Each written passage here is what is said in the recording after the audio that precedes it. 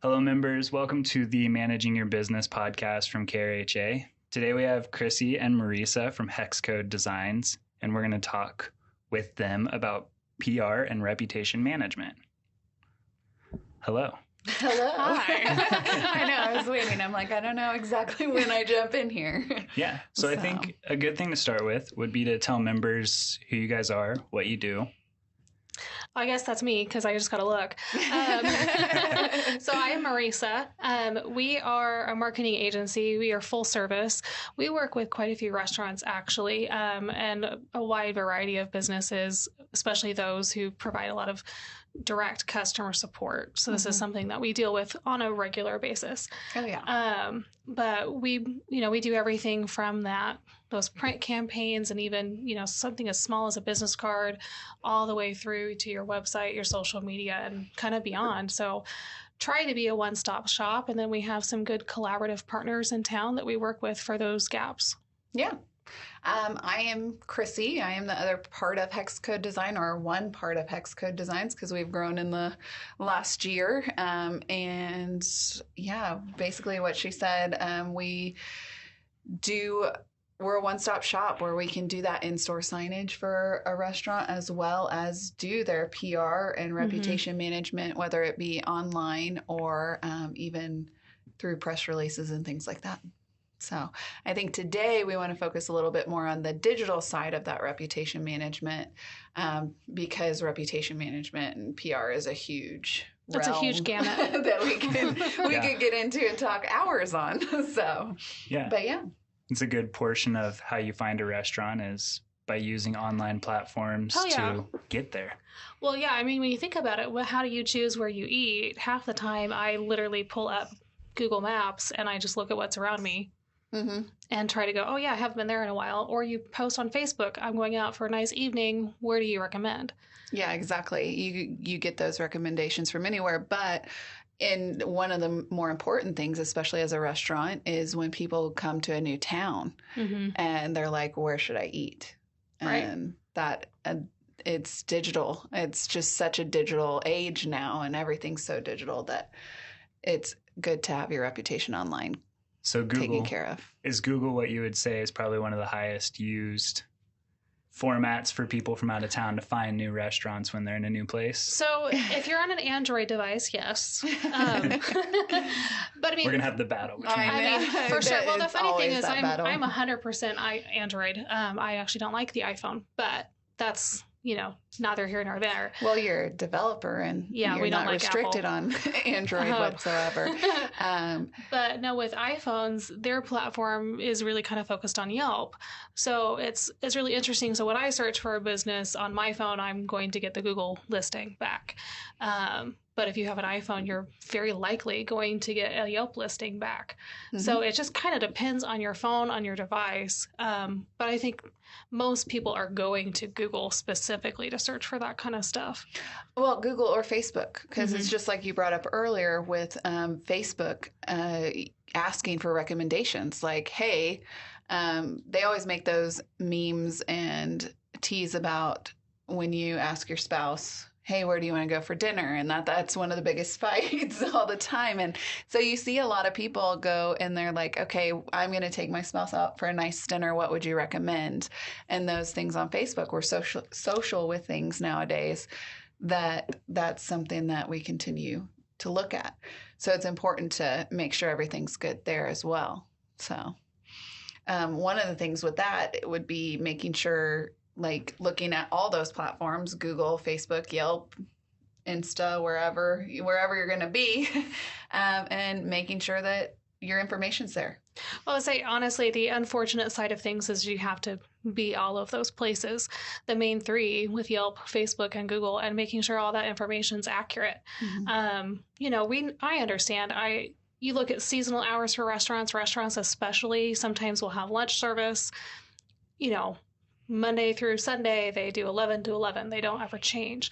But some of those more smaller bistros, boutique restaurants will often do either no lunch, or they do lunch on Friday, Saturday, Sunday, or they have summer lunch hours. Or holiday lunch hours. Right. And so making sure that if, depending on your business, that all of that information is accurate. The nice thing, Google at least sends you emails all the time. Are your hours accurate on your site? But making sure all of those listings are accurate. So if you close at lunch, that they know. I have a friend who owns a restaurant actually that he's not on DoorDash, but DoorDash delivers his food, which is something they can do apparently. And they don't know that he's open for lunch 3 days a week, even though it's posted places. So it's just one of those things where, and it's because he's not using them as a service, he can't correct that. But when you have that problem, if people don't know you're open, or you have people showing up thinking you used to be open, there's a brewery here in town that recently changed their hours. They had lunch every day, and they no longer do. And so they kept trying to go. We pop in every now and then. We're all like, it's hey, not let's there. go here for lunch. And we're like, we can't. It's not Friday. Right. Yeah. So they haven't Fridays. changed it on all their platforms, So is what you're saying. They did, but people were so used to it that I actually went and double checked on Facebook to make sure. Yeah. Because I find that businesses are more apt to change their Facebook times than they are their Google My Business times for whatever reason. Probably because it's something that they're on more, it's honestly. another password to remember.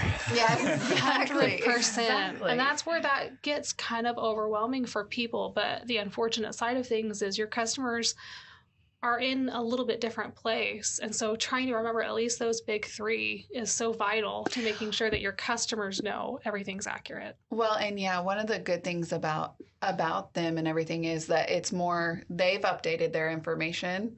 And so then we take the blame on ourselves, like, oh, we didn't look, so we know. Because the worst thing would be is if your information online, like say they go Google or Facebook and look for it, and it says that you're open, and then they get there and you're not open, then it's not on them. It's on you as the restaurant because you didn't update your information. And so then it definitely reframes how the customer looks at a change like that. Yeah.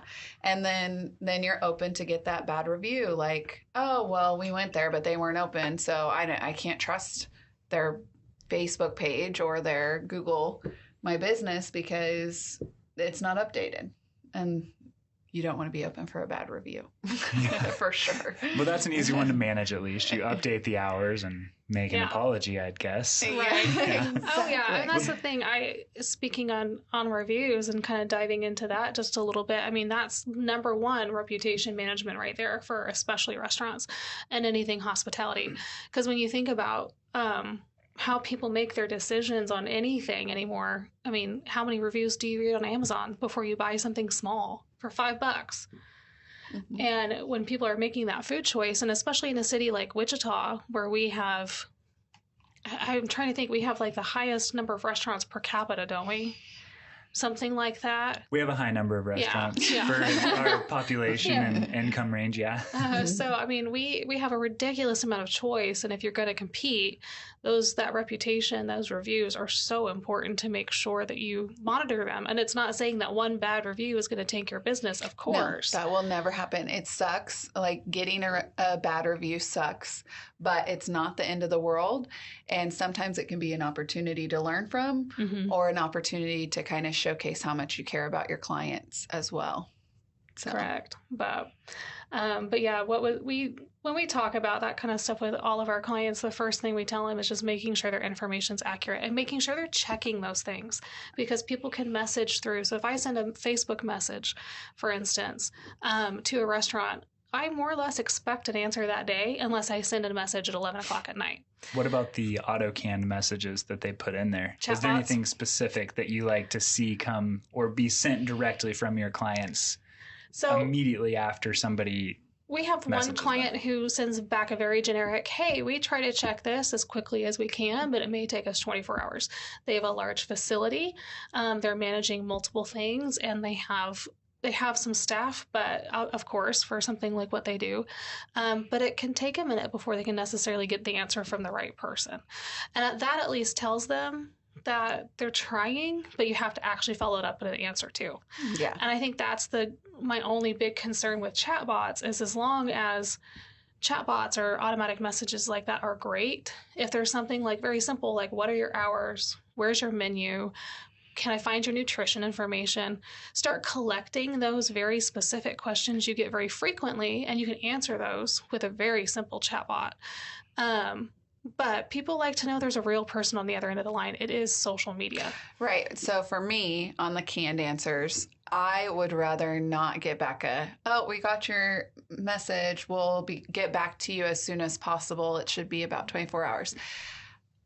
That's just so impersonal to me. I do think it's a fantastic idea to make sure that if you have frequently asked questions, like your hours that you could update and easily do, that those ones are on there. I think that's fantastic so that they can get that answer that's quick and ready to go. But if it's something I'm like, hey, I have to eat gluten-free. I'm new to gluten-free. Does your restaurant have gluten-free options that I can get into? Like that kind of question requires that more personal response.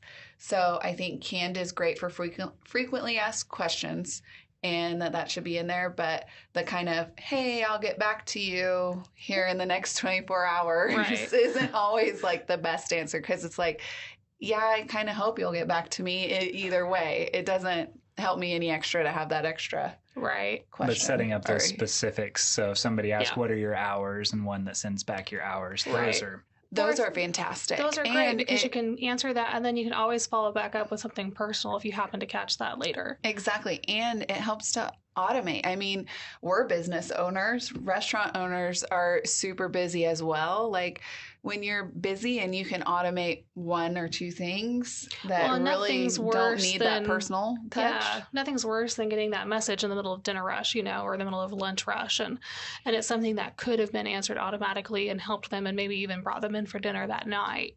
Yeah. But at the same time, maintaining that little bit of connection. So we were working with a restaurant that just opened their first Kansas City location. And we had a specific projected opening date, 3 different times. Because, as everybody listening knows, restaurant construction is fun. And then inspections killed us too. But that date kept getting pushed back just a little bit. But for a while, we were giving out kind of the same end of September, end of October, kind of the answer. We could have automated that, and I could have just gone in and updated that. But the nice thing about not doing that and about us taking care of those messages and being very personal, we had so many people so excited because they'd eaten at Wichita locations here that when we had an opening date, which was literally just the day before, I was able to message out anybody who had messaged the page in the last month and a half, telling we were opening the next day. And one of the girls I messaged apparently was the first person through the door. Right. She made sure that she was there. And every one of them appreciated that kind of personal touch. Yeah. And that's one of the things that you can do that just goes a little bit above and beyond.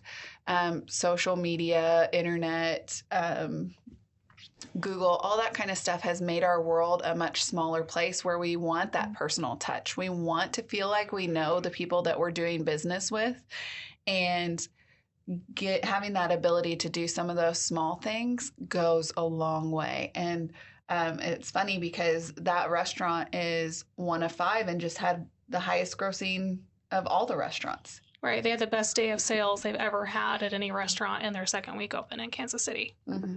That's amazing. It's amazing. They picked a great location, and we did a lot of good work ahead of time. But a lot of that is we've gotten reviews now too. The service that they're getting in store, people are saying, this is our new regular space. We're going to be back all the time. So you can do all you can to bring people in and manage that reputation, but you got to make sure you're upholding that once they get there. Mm-hmm. And it's because of that personal attention they got once they were there too that really sold it home for people. Yeah. They probably had a pretty well curated reputation here in the Wichita area that people in Kansas City could see as well. So that management was important in launching a new location. Exactly. Yeah. Yeah. Reputation management is just so important. And especially with restaurants, because you're handling people's food. They want to feel like you actually care about them. And so reviews are huge. Right. And dietary restrictions and things like that too.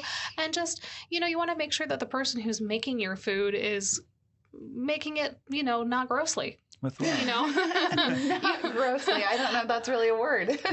it's a word. I just invented it if it's not. But you care about how your food's prepared, and you care about the ingredients that are going into your food. I mean, more and more people are caring what's in their food.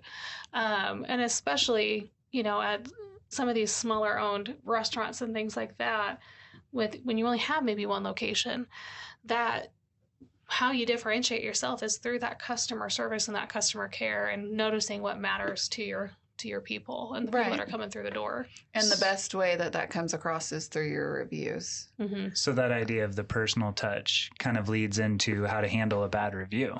Right. Because that's your best place to have a personal touch would be if you receive a bad review. Right. Well, and that's the thing. A lot of people are scared of bad reviews. Like, oh my God, I got a bad review. The world is ending. It's going to damage my restaurant. I need to hide it. I need to delete it. Do not do either of those things. Like, do not get rid of a bad review. Number one, people will not trust your reviews if there are 0 bad or mediocre reviews in there.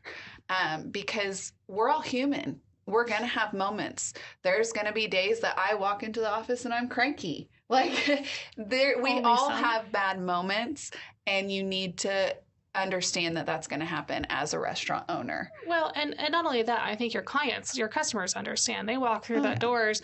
And it's interesting to me. Some of the bad reviews I've read from people for different restaurants we've worked with, they've said in there, I've been a few times and I've been disappointed. And so it helps you notice a pattern too. Maybe you have an employee problem or a staffing problem. And especially if you are not there 100% of the time as the owner, it helps you notice those patterns. If you're getting bad reviews on the same day, for instance, hey, or this specific person keeps getting mentioned or something like that. Using the review as like an audit. Yeah, exactly. An audit of your 100%. business. It's funny.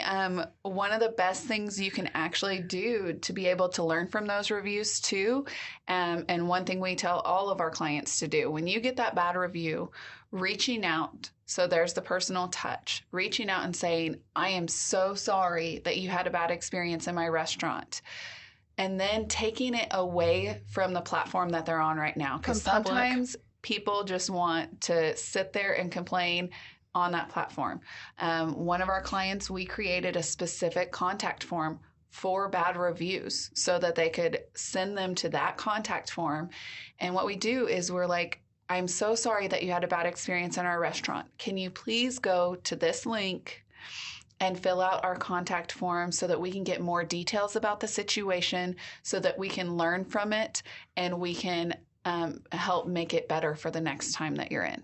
Right. So, a lot of the times, somebody who writes a bad review, they'll claim the one bad review we've gotten recently, which kind of made me laugh, but the bread tasted like cardboard, for instance, is what this gentleman said. Well, if we don't know, because there's several options, if we don't know what kind of bread you had and things like that, we can't mitigate these kinds of concerns. And so a lot of times, even if we don't say we're so sorry, because sometimes the reviews are, if you guys work in restaurants, people are complaining to complain. We have legitimately had people tell us I had too much chicken salad on my chicken salad sandwich. And how did you handle that review when that came in? I think we ignored that one. But you look at those things and you have to kind of take each review case by case basis. And if you're in the restaurant and you know what's going on, or you know your restaurant well enough, basically to go, okay, I can kind of see what maybe happened here. But when they make a complaint like that, you can say, I'm sorry that was your experience. And so you're kind of taking the onus a little bit off you. And then ask for those details. Can we get some more details about when you visited and what you ordered? Can you send that through here? I would tell you 50% of the time, they don't even email because they just needed to complain.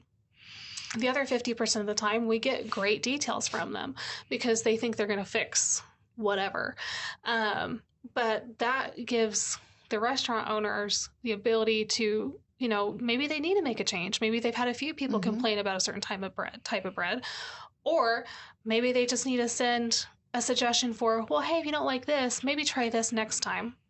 And sometimes gift cards are involved. Can I get your address so I can send you a gift card?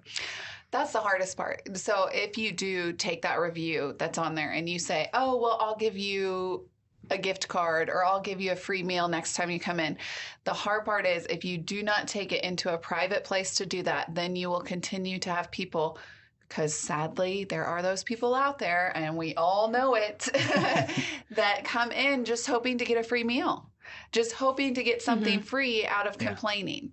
And so you have to take it off of that public platform. Show people that you care. You are acknowledging the situation. You're showing them you care, that you pay attention to these platforms, because yeah, you could set up these platforms and just never look at them again, but then they wouldn't be useful to people and people would start to get frustrated. So show that you are paying attention to this platform. You care about your business. You care about your customer, and bring them to that more private area so that if you do offer them something for free, that it's not public. Joe Smith doesn't see it in public and say, hey, let me go get something for free. We definitely had a teenager one time for a West Side restaurant of ours reach out through messages. And the complaint was very, very minor. Something was very, very minorly wrong with his meal. I can't remember exactly, because the next part is what all I can remember. So after we said, we're really sorry, can you give us some more details? He basically, because it wasn't enough that we felt a gift card was needed. It was kind of like, thank you for letting us know. We'll talk to the employee kind of thing. And he's like, well, I don't want to leave a bad review publicly. Fishing for it. If you wanted to maybe send me a gift card, I would not do that. I mean, he outright blackmailed. And I legitimately cannot remember. My client and I had a good, seriously, that just happened. Conversation over that. Exactly. And I think we basically told him no, but that we would talk to the employee again, just kind of reemphasizing that they're not, you don't always need to give a gift card if you guys have made a mistake, or if a employee of yours maybe smells bad or something like that, because that's literally been a review I've gotten and dealt with. But, if you legitimately, we've had people email and say, hey, I got my DoorDash order, I'm missing this. I don't even know who to talk to. And for a lot of our clients too, that's the big problem with some of these delivery services. What if your Uber Eats driver forgets to grab the second bag? Who do they talk to? Who do they reach out to? They're going to reach out to the restaurant. We have a lot of questions about the third-party delivery services currently in the restaurant scape right now. So we've been working on a ton to get more information out on those to all of our listeners that want to follow along and get some of that information, because there's a lot of legal implications that are followed with any third-party delivery service. But I did have a secondary question for reviews that escalate. So a bad review that escalates, that maybe you made the mistake of not taking it into that private arena for the conversation, and the conversation continues to go between you and the negative review, and it blows up and it becomes a thing and they're very argumentative or something. How do you handle something like that? You have to keep the level head and take the high road. And that's legitimately the only thing you can do. We've had that situation once before. It was an employee mistake that was coupled with just some whining, honestly, on the part of the negative review. They acknowledged the employee mistake, but explained why this was policy, but the employee should have bent. That it was not that big of a deal. And that was, I think, about the time that we decided to take all reviews private. Because on Facebook, for instance, they can just keep going. Yeah. So they can keep responding. Yeah. It's a good thing not to learn from a mistake. Right. Just find a way to take it into a private arena for a negative review. And it's like she said, at the end of the day, so what stinks about Facebook reviews, Google reviews, when you take that and you let them keep going and they Google, make that... you can't respond back. Oh, well, not Google, sorry.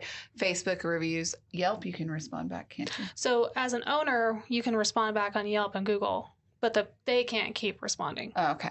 Yeah. So on Facebook, when you take that kind of to that next level and keep responding to them...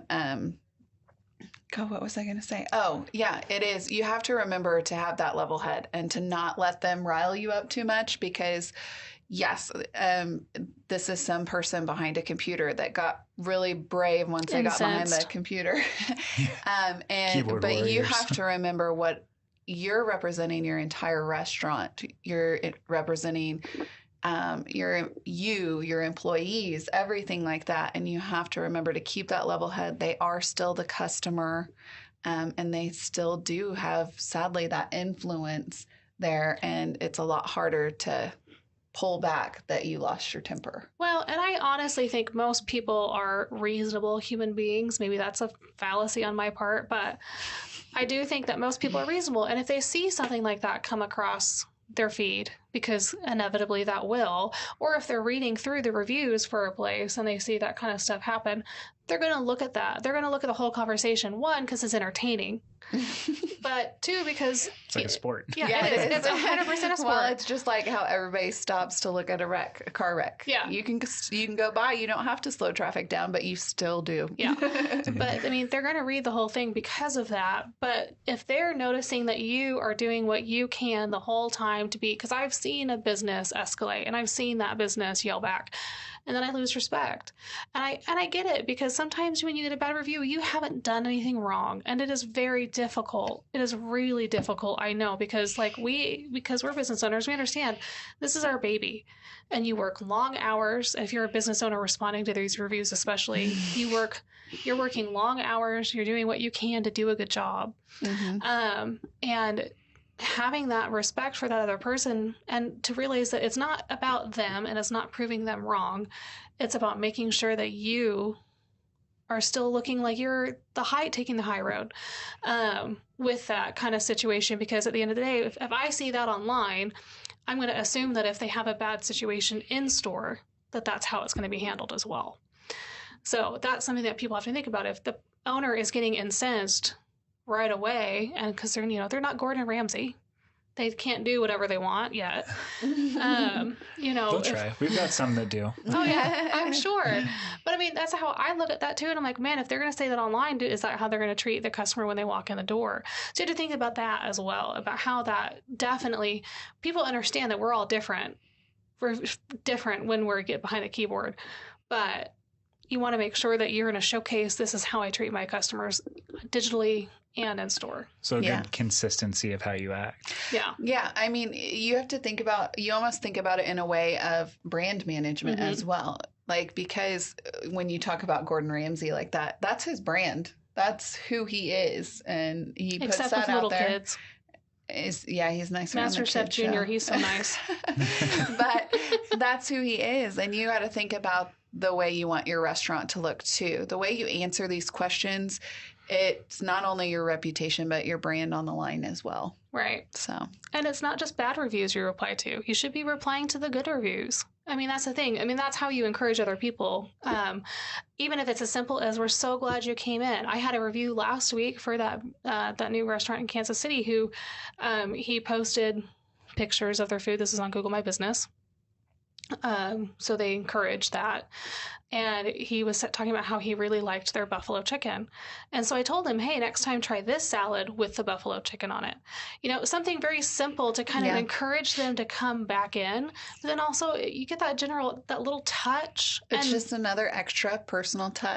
Right. It makes you feel like, oh my goodness, they looked at this, they read this, type of thing. And also being able to, it's just another way to show a little bit of humbleness too, saying, wow, thank you so much for appreciating our food and showing that appreciation. Gives you the opportunity to be a real person. Yes, right. Be a real person. People like to see that. Enjoy that pat on the back and say, thank you for giving it to me, because it's probably been a rough week and I've been slaving away all week.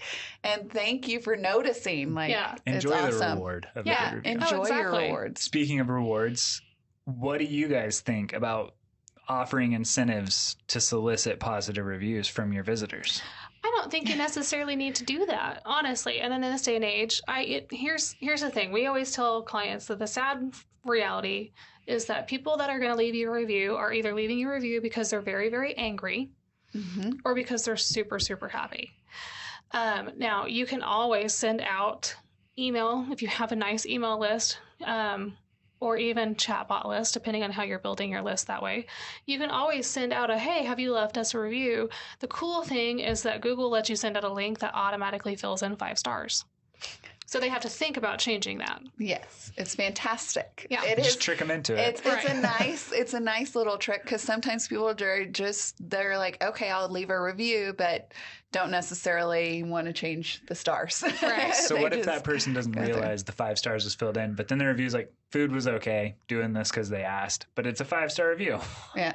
You know. It's a little You get the- disingenuous. it but is. You get the counts toward credit your for the 5 average. stars still. But it's amazing to me too how many times I get a 3-star review that says everything was great. Yeah. Well, why did you knock off 2 stars if everything was great? So it is funny. You do have to read the comments if they actually leave a comment. But you want to be so careful with incentives because while Google and Facebook aren't necessarily going to penalize you, Yelp claims they do. They'll penalize you for that review if they feel like it's purchased in any way, or if they feel like that person's only reviewed that one place. So you have to be so careful with how you are soliciting those reviews because you can't say, go on and leave us a 5-star review. You have to be, hey, you'll get this on any fast food restaurant you go through. It's like, go to this survey, take this survey online, be entered to win type of thing. And you can do something like that if you want to solicit just reviews in general. You just have to be very careful not to say, go leave us a good one. Now, if you have regulars that are in all the time, those are the best to go to. And you can directly ask them when you take it, hey, I don't know if could you mind leaving us a review on Facebook? It was great to see you again this evening, blah, blah, blah. We're just trying to build that up. Do you mind leaving us a review?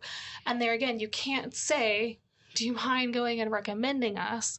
But you want to pick out the people. I mean, and if you're a restaurant owner or manager or whatever who's there day by day, you see the ones that are there all the time.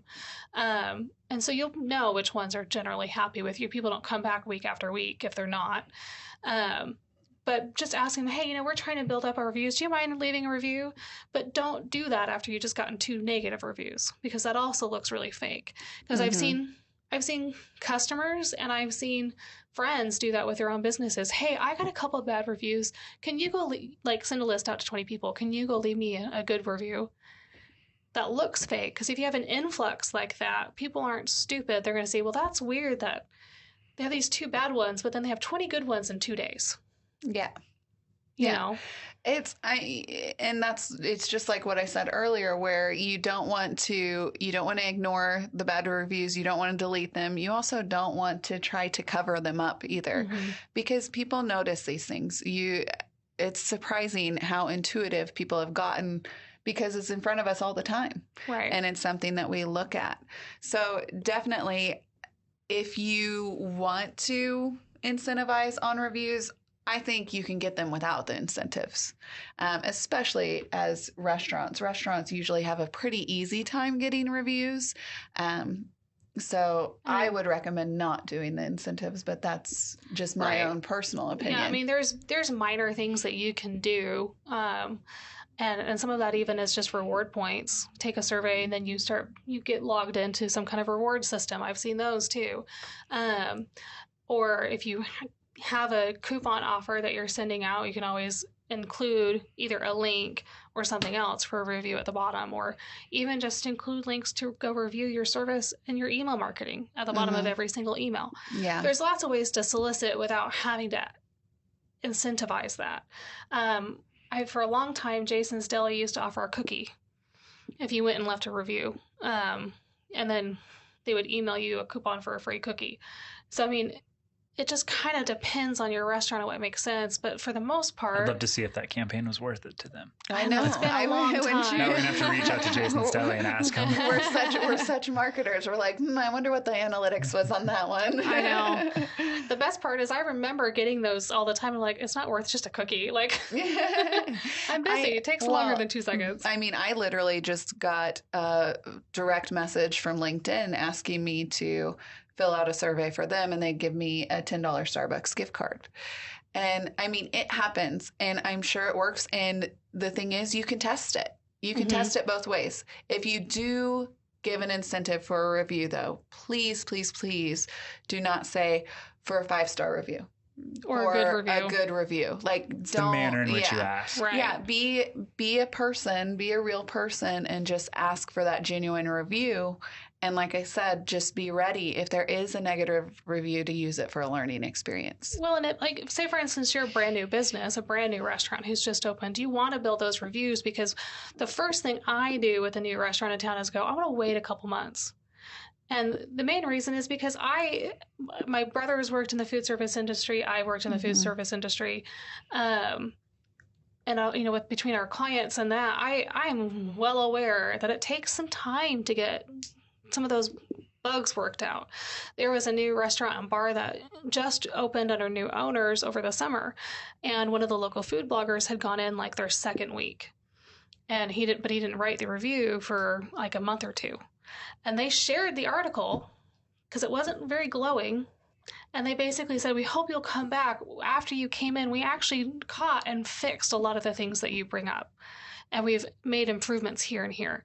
And that's a great way of handling that kind of negative review too. Yeah. It's kind of like that saying, any publicity is good publicity. Exactly. But they don't finish that saying. Any publicity is good publicity if you use it right. Yes. If you do the work behind making it good publicity. Yeah, if you can understand how to do it. Most people, if you're a new restaurant in an area, you're going to have family or friends in that area. Invite them in. Make sure they actually come in and have that experience. Because I feel like people can tell if you just say, oh, it's great food. But like invite them in to come and have that experience and then ask, hey, do you mind leaving a review after you eat? Yeah. Just so that you can start building that up. There's nothing wrong with that, but you just have to be so careful about, there again, how you do that. Well, and that actually brings up something, makes me think of, you don't just want reviews on your food. You want to have some of those reviews on how the service was, how the restaurant is, what the ambiance is like, so that people can really get a full feel for your restaurant. So sometimes asking for just a review on the food or something like that, or you could look through your reviews and then reach out to those customers who are regulars or something like that and say, hey, would you mind leaving a review about our customer service? Going to some of those trusted people that have come in over and over again and kind of understand some of those things is a good way to boost those too. It's also not a bad idea to ask for really specific things because most time if you ask for something very vague, you'll get nothing. And if you ask for something specific, you'll get exactly what you asked for. Exactly. Yeah. So reviews, super important to get, but then what do we do with them from there? They're essentially testimonials that we can take, and we have an abundance of that information. We have people who willingly gave us these positive or negative reviews. What are other ways they can take that just from the Google, Yelp, Facebook arena and move it into other areas to promote their business? So if you have a website for your business and you happen to have a testimonials page or reviews page, we always tell our clients, go pull from your Google your 5-star reviews. And you want to pull those that are comments. Nobody cares you have 40 5-star reviews. They want the comments. They want the real testimonial. And you can use those either throughout your website or have a whole page of them, kind of depending on what you do. But then we also, for our clients, create a template so that we can pop in a good review and share that on their social media as a post, either Instagram, Twitter, Facebook, it doesn't matter. Copy and paste the message and who was there, right? And continue to put it out there. You could have some testimonials print on your receipts or something. There's good ways. A good idea. Yeah, there's ways to kind of get that out there a little bit more. Print testimonial, like say you get this great testimonial, and you just love it, and it says so much about your restaurant. Print it up, put it in the restaurant, so people that walk into your restaurant can see it. Which Google actually does do as a sales tactic. They'll send small local businesses, usually one location businesses, a poster of a 5-star review printout. Well, they got to make money somehow, right? Yeah, exactly. And it's basically they're not to get you to do making services somehow. Probably Google Ads, I don't know. But I've had a few friends that have gotten those. And they don't order them. Google just kind of sends them as kind of a sales incentive. Yeah. Reviews, I mean, they're amazing, and they're such a strong tool to have in your tool belt, especially advertising-wise. So utilizing them throughout your email marketing as well. And your billboard campaigns, your social media posts. You can take a Facebook review and turn it into to an actual post or a picture on Facebook, because we all know content is the worst thing to develop. I know. It's difficult. It's very time consuming. People are making it for you. You just have to copy and paste. It's just there. So there's so many uses that you can do with your reviews. It's great to get to hear them. Also, utilize it for morale in your restaurant. Talk to your employees. When you get a 5-star review and they're talking about a specific employee, go talk to that employee and tell them, hey, look, you did a great job and somebody noticed it. Think about how good you feel when somebody tells you that you did a good job and they really noticed it. Go show your employee that. They may not have access to they have access to your social and things like that, but they may not look at it all the time, and letting them know, hey, this customer came in yesterday and they really noticed that extra effort you put in. Keep up the good work, and they will. And they'll go above and beyond for more customers, hoping that happens. Or say your team has had kind of a rough week. Go back through those reviews, pull out some of those good reviews and show them, hey, look at how great we are. People notice how great we are. Let's keep pushing, that kind of thing. If you're going to use it to punish or find bad things in your business, why not use it to lift you up? Exactly. And I've even worked for a company that used reviews. No, they use secret shoppers too, but that used reviews as a way to incentivize employees. You get a $10 bonus in your check if they mentioned you by name as doing something right. So up to like a $50 bonus. And you don't have to necessarily do that, but hey, say if you give that review with a Starbucks gift card, something like that. Or just notice it. Even just noticing. Yeah, you don't even have to give the gift, just noticing. I mean, think about it. I mean, we're bosses now, but we used to love to get some of that praise from a boss. And it just... think about the people that you respect and put that attention towards. And that's people looking up to you now, whether you're a manager or the actual owner. And they like to hear that they did a good job. So I know our employees like it. Everybody likes to feel good. Do you guys have any more details you want to touch on that? We've covered a lot. I know. We've got some really good information out there. I feel like we've covered most of what we would say is fairly typical. I mean, and I always circle back to just check all of your platforms and just make sure everything's accurate. Nothing is worse than when you have something inaccurate on one place. Because when you think about it too, what if you're opening a new location, or what if you have something somewhere, or you've talked to the local paper or the local press, and if they're pulling inaccurate information from your stuff, and then it's publicized wider, just thinking of that press release type of thing. Just even having somebody audit all of your social, all of those platforms can be really beneficial, just to make sure that your messaging is consistent. Right. And that people understand what's going to happen when they walk through your doors type of thing, because that's also part of your reputation. You want to make sure that your social media posts even kind of match up to the experience that they can expect when they visit you, because that's often how people make their minds up. When they search for you and everything like that, and you want them to feel like they know what they're going to get. Right. Yeah. And I think my biggest wrap up would just be human. I mean, people understand. We understand that people make mistakes, but just be human, be real, and that's going to bring you more business than if people think that you're just perfect all the time, because we want somebody to relate to. So understanding that some of those bad reviews are okay, and just how you handle them, and go from there. Yeah. That's great. Well, thanks guys for sharing everything on reviews for our members.